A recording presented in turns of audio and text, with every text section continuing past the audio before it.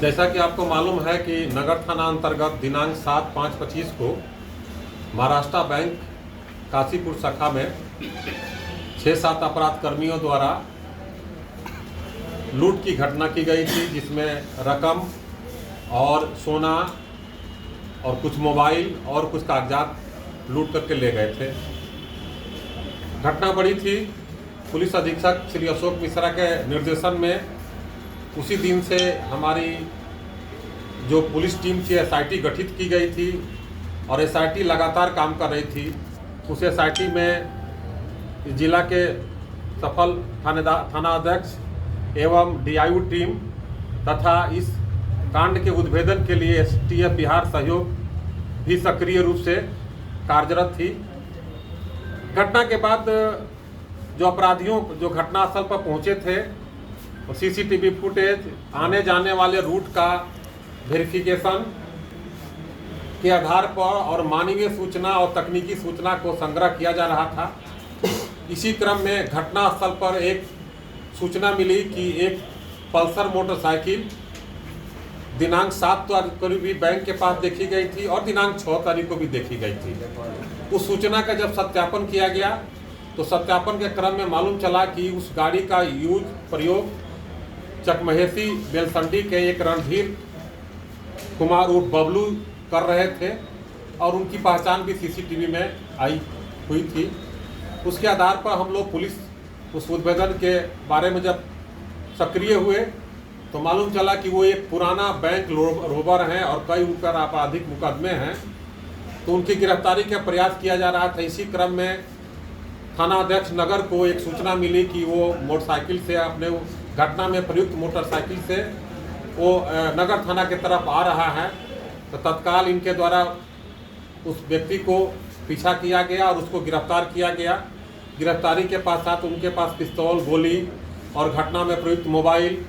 वगैरह बरामद हुई और वे चूँकि पेशेवर अपराध कर्मी थे, पूर्व का आपराधिक इतिहास रहा है उनका,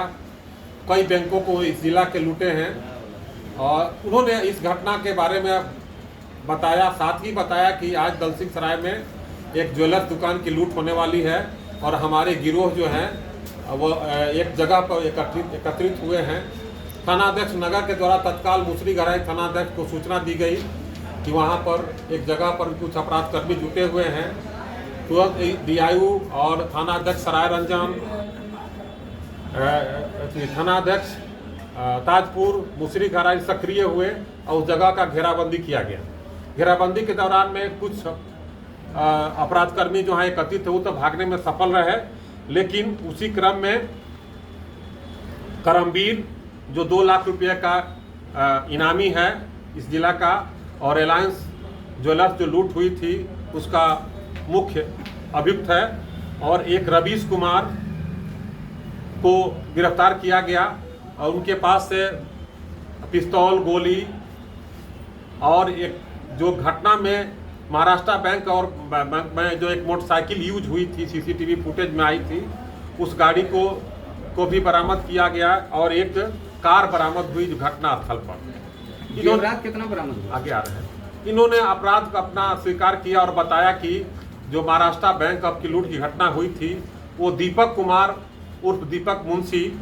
ने प्लान बनाया था, योजना बनाया था, जो पहले यहाँ पर किस कोर्ट में एक वकील का मुंशी हुआ करता था और वो वैशाली जिला